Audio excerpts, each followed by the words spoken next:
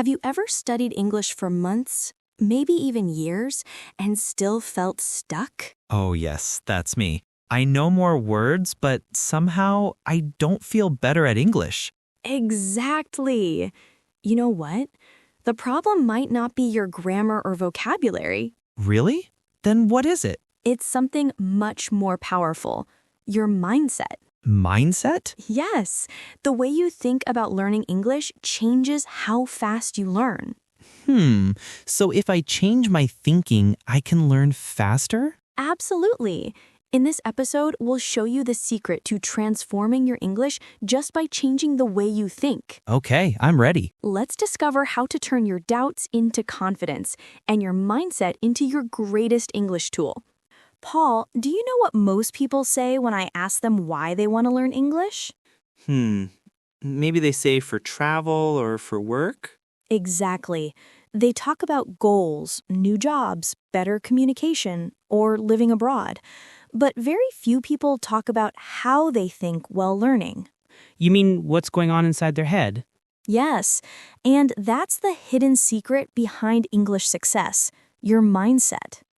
Okay, but what exactly is mindset? It sounds like something from a psychology book. It does, but it's really simple. Your mindset is just the collection of thoughts and beliefs you have about something. In this case, English. So if I think I'm bad at English, that's my mindset? Exactly. And that thought doesn't just live in your head, it affects how you study, how you feel, and how much progress you make. Wow, so my thoughts can actually slow me down. Or speed you up. Imagine two students. Student A says, "I'm terrible at English. I'll never improve."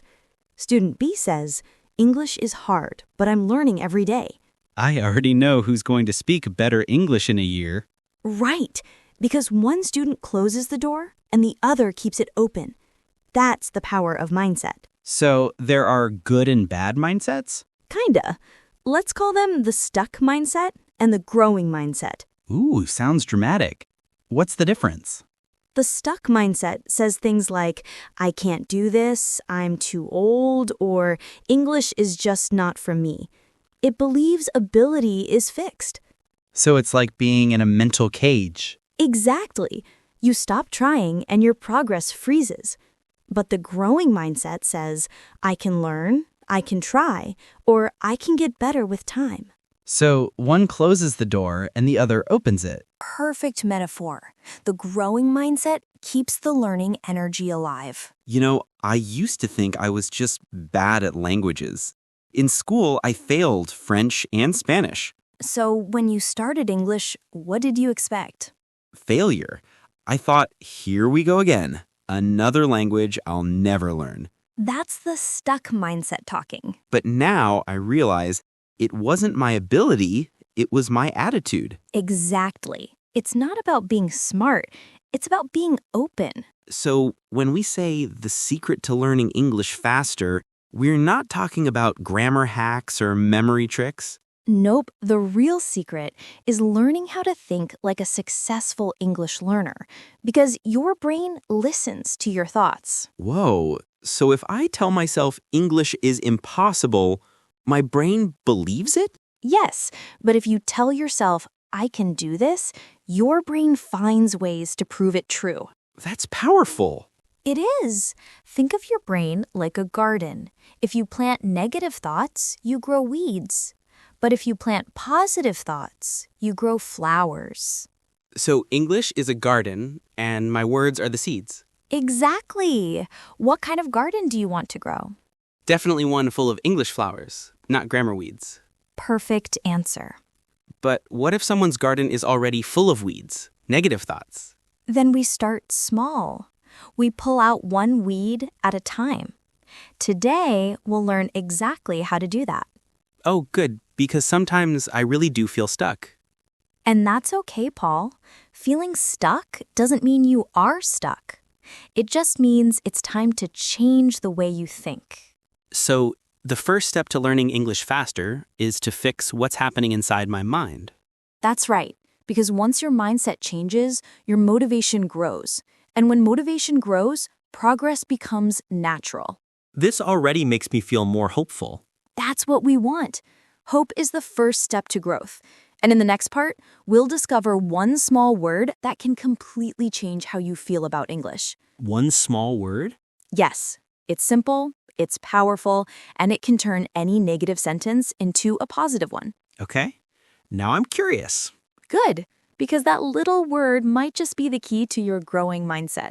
Emily, earlier you said there's one small word that can change how I feel about English. I've been waiting. What is it? Okay.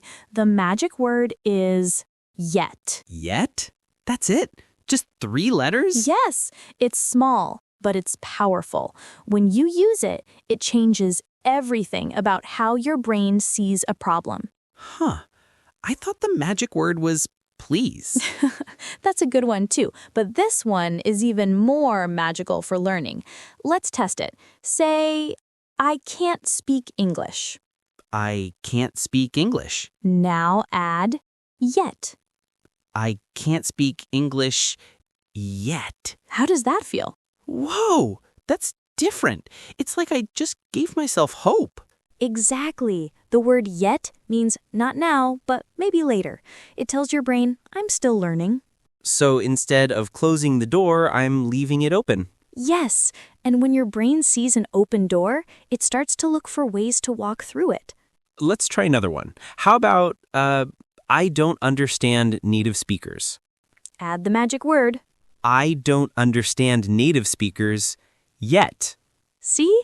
Suddenly, it's not failure, it's progress in motion. Wow. I actually feel more confident just saying it that way. That's the power of yet. It doesn't deny the struggle, it just reminds you that learning takes time. You know, sometimes when I study English, I feel like everyone else is better than me. Everyone feels that way. But think about this. Every fluent speaker you admire once said, I can't speak English yet. That's true. Nobody starts perfect. Exactly. They just kept adding yet to their story until one day they didn't need it anymore. So yet is kind of like a bridge between where I am and where I want to be. That's a beautiful way to say it, Paul. It connects your present to your potential. But Emily, what if I use yet too much? What if it becomes an excuse? Good question. The magic of yet only works when it's followed by action. You can't just say, I can't speak English yet, and do nothing. You have to say, I can't speak English yet, so I'll practice today. Ah, so yet is not a waiting word, it's a working word. Exactly. It gives you patience, but also purpose. Okay, let's play a game. I'll say a stuck sentence, and you fix it with yet. Deal. Let's go. I don't understand grammar.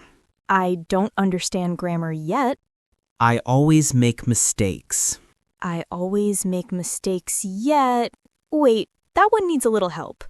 Better, I still make mistakes, but I'm improving every day. Nice save. Okay, next one. I can't remember new words. I can't remember new words yet, but I'm learning better ways to practice. I'm too old to learn English. I'm not fluent yet, but I'm never too old to grow. Oof, that one hits hard. See how powerful this little word is? It turns pain into possibility. It really does. It's like emotional magic. Let me tell you a secret. Teachers use yet all the time. When a student says, I can't do it, a good teacher always adds yet. Oh, so yet is like a teacher's best friend. Absolutely, because it keeps hope alive in the classroom and in your brain. You know, Emily, when I was younger, I quit learning guitar after 1 week. I kept saying I can't play guitar. So you gave up because your brain thought it was final. Exactly. If I had said I can't play guitar yet, maybe I'd be playing in a band right now.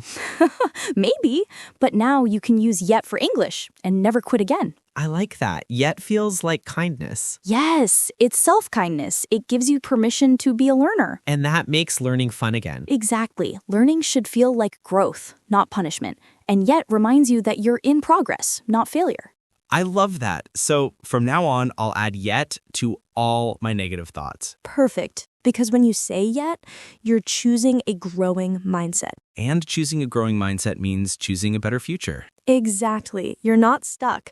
You're learning, one yet at a time. Okay, I'm officially a yet believer. Good. Because next, we're going to talk about something most people hate, but growing learners love. Oh no, what is it? Mistakes. I knew it. Don't worry. In the next part, you'll see why mistakes aren't your enemy. They're your best teachers. Okay, Emily, I have to be honest. I hate mistakes. Join the club. Nobody likes mistakes at first. When I make one, I feel embarrassed. I want to stop talking. That's the most common reaction. We grow up thinking mistakes mean we're bad at something. But what if I told you mistakes are actually your best teacher? My best teacher? Emily, my best teacher gives me good grades, not red marks. True, but let me explain. Every mistake is a message. It's your brain saying, hey, this part needs more practice.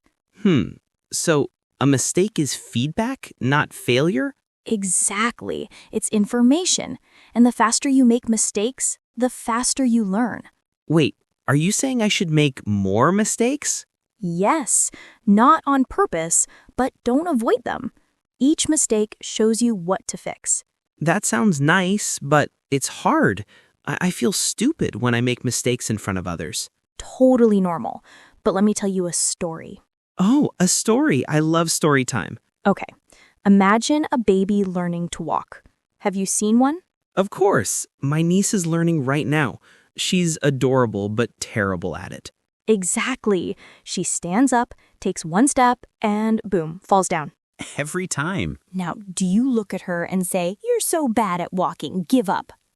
No, that would be awful. We cheer. We say, good job, try again. Exactly, because we know falling is part of walking.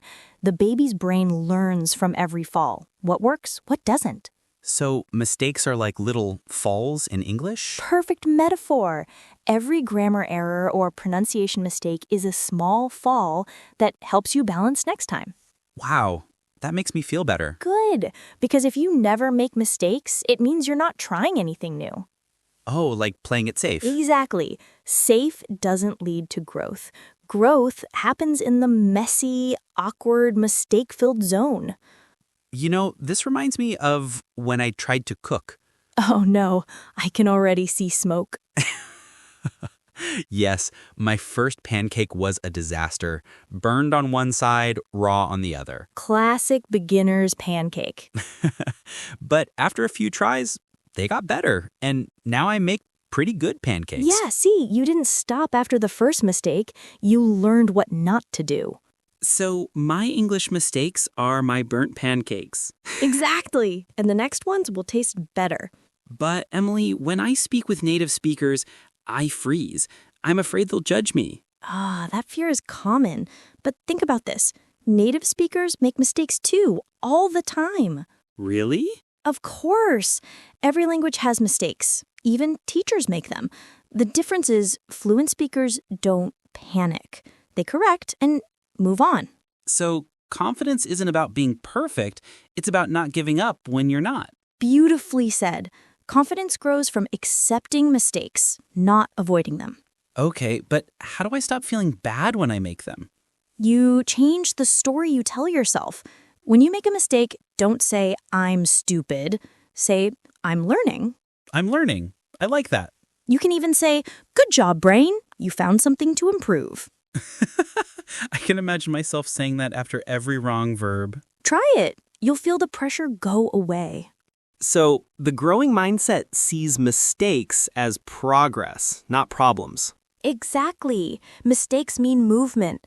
If you're not making any, you're probably not moving at all. That's actually motivating. It's like each mistake is a step forward. Yes, you're walking your English path one mistake at a time. You know, this makes me think differently about my speaking class. Last week I said, he go to work every day, and everyone laughed. Oh no, how did you feel? Embarrassed. I wanted to hide under the desk. Understandable. But you know what? You'll never forget that he goes to work again, right? True. That mistake burned into my brain. Exactly. That's learning in action. Mistakes are sticky lessons. Sticky lessons. I love that phrase. It's true. The more it hurts, the more it sticks. That's how our brains remember. So next time I make a mistake, instead of feeling bad, I'll say, "Thank you, mistake." Yes, be grateful for it. Mistakes are proof that you're pushing your limits. You know, this really changes everything. I used to think mistakes were signs of weakness. Now I see they're signs of progress. Exactly, Paul. You're not failing. You're practicing. So to learn English faster, I should make peace with mistakes. Not just peace. Make friends with them. Hello, mistake. Nice to meet you. That's the spirit. Because every time you greet a mistake, you greet growth. Wow. Okay, I'm officially less afraid of failing now. Perfect. Because in the next part, we'll learn how to stay motivated when English feels like a big, scary mountain. A mountain? Yes, and I'll show you the secret to climbing. Emily, you said something about a mountain before. And honestly, learning English does feel like climbing one. I know what you mean. The mountain of English, with grammar rocks, vocabulary cliffs, and listening storms. Exactly. I start climbing, but halfway up, I feel tired. Then I look up and think, I'll never reach the top. That's what happens when we focus too much on the final goal. It feels huge. But here's the truth. You don't climb a mountain in one jump. You climb it one small step at a time. So, small steps. That sounds easier, but do small steps really work? Absolutely. Small steps are the secret to big success. But why do we all want to take big steps instead? Because big steps feel exciting. We love quick results. Like, I'll learn 100 new words today, or I'll study 5 hours every night. That's me. I make a huge plan, study hard for 2 days, and then I disappear. Exactly. That's called burnout. The brain gets tired when we push too hard too fast. So small steps help us keep going longer. Yes, small steps build habits, and habits build progress. Can you give me an example? Sure. Let's say you want to improve listening. Instead of watching long, difficult movies with no subtitles, start small. Like short videos? Exactly. Watch one short English video every day, maybe 5 minutes long. That's it. Just 5 minutes? Yes, because it's not about time, it's about consistency. One video every day for 30 days is 150 minutes of English listening, more than 2 full movies. Wow, I never thought of it like that. See? Small steps multiply over time. I think I get it. It's like saving money. Yes. Imagine putting $1 in a jar every day. After 1 year, you have $365. Oh, that's good. I like that. That's the power of small. Tiny actions don't look big today, but they grow into something amazing tomorrow. So, what small steps can I take for English? Great question. Let's make a list together. Okay. Number 1, learn just 2 new words every day. 2 words? That's nothing. 2 words a day is 730 new words a year. Whoa, that's a lot. Number 2, write 1 short English comment or journal sentence each day. Like, today I drank coffee. Perfect! It's short, real, and in English. Okay. Number 3, listen to 1 English song every day and try to catch a few words. Easy and fun. Number 4, speak 1 short sentence in English to yourself every morning. Out loud? Yes, talking to yourself is great practice. My neighbors will think I'm crazy. Maybe, but your English will get better. You know, I love how simple these are. Usually studying English feels like such a big, serious job. That's the problem. When learning feels heavy, we stop. But when it feels light, we keep going. So small steps keep it fun. Exactly, and fun keeps you consistent. You know, this reminds me of the story you told earlier about the wall and the bricks. Ah, yes, one of my favorites. The man wanted to build a big wall, but his friend said, "Don't build a wall. Just lay one brick perfectly." That's it. One perfect brick every day. And after many days, the wall was finished. Exactly. Learning English is the same. Your small daily effort, one word, one video, one sentence, is your brick. So I'm not learning English today. I'm laying a brick. Yes, and one day you'll look back and see a beautiful wall of knowledge. You know, Emily, this actually makes me excited to study again. That's the goal. Small steps give you hope because they are possible. And they make me feel successful every day. Yes, because progress isn't about perfection, it's about direction. That's deep. Say that again. Progress isn't about perfection, it's about direction. If you're moving forward, you're winning. I'm writing that down. So, everyone listening, here's your challenge. Don't think about the whole mountain. Just take your next step. What's your next step? Maybe it's learning one new word. Maybe it's leaving a comment in English below this video. Whatever it is, do it today. One small step. That's how every big journey begins. So, Emily, what's your one small step? Mine is reading one English quote every morning with my coffee. I like that. Mine will be listening to an English song on my way to work. Perfect. And tomorrow, we lay another brick. Wow, Paul, this has been such a great conversation. I agree. I feel like my whole way of thinking about learning English has changed. That's the power of mindset. When you change your thoughts, you change your results. You know, at the start of this episode, I said English felt like a mountain. But now I see it's just a series of small steps, or bricks. Exactly. And remember, every mistake, every new word, every effort is a brick in your wall of success. Let's review our big ideas for today. Great idea. Okay, idea number 1, your mindset matters. If you think, I'm bad at English, you stop learning.